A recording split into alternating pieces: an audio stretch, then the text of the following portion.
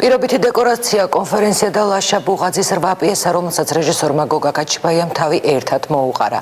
სპექტაკლი 7+1 მოზარდ მაყურებელთა თეატრის ექსპერიმენტულ სცენას გახსნის. რეპეტიცია და საპრემიერო სამზადისი ნახეთ ნათია ხარციშვილის სიუჟეტში.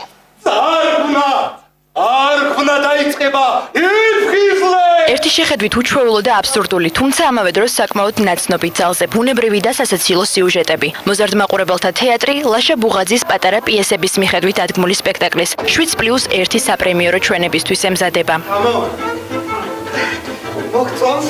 ჩვენ ძალიან გვინდა რომ თანამედროვე ქართველი ავტორები შემოვიდნენ ჩვენი თეატრის სივრცეში და ჩვენ მსახიობებსაც მიეცეთ იმის საშუალება რომ მათ პიესებში ითამაშოთ. ლაშა ერთ-ერთი გამორჩეული ავტორია ამ თვალსაზრისით, ამ მიმართულებით თუ ვიმუშავებთ რომ ახალი ავტორები შემოიჩნენ ჩვენ სივრცეში იქნება კარგი. კეთინო და ბადრი, ნოდარი და თამუნა, ლეილა და ასაწყობი კაცი, ბოზი მაყვალა და სტალინიც კი რეჟისორმა გოგა კაჩიბაიამ ერთ სპექტაკლში თბილისური ისტორიებით გააერთიანა. პირობითი დეკორაციის ფონზე მოქმედებების სრულიად განსხვავებულ დროსა და სივრცეში ვითარდება.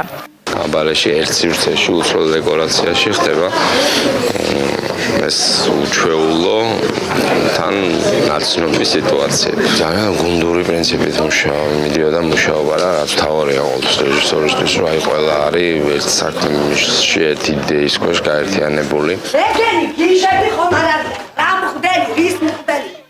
არქეტიპებად მოვლენილი სტერეოტიპული პერსონაჟების სიყვარულის ისტორიები, ვნებები, ღალატი და ოცნებები სპექტაკლში დეტალურადაა აღწერილი. თითოეული მათგანი მაყურებელს ღიმილის მომგვრელ აბსურდულ კომედიას შესთავაზებს. არის ძალიან ბევრი ყოველივე ნოველაში და სტალინი არავის არ უნახია მაგალითად როგორ ისვენებს. თუნდაც ამ ჩვენს ნოველაში, როდესაც მიდის ბოზ მაყვალასთან საროსკიპოში, რას გააკეთებს. სიუჟეტის მიხედვით განსხვავებულ ნოველებს ერთმანეთთან კონფერენცია დააკავშირებს.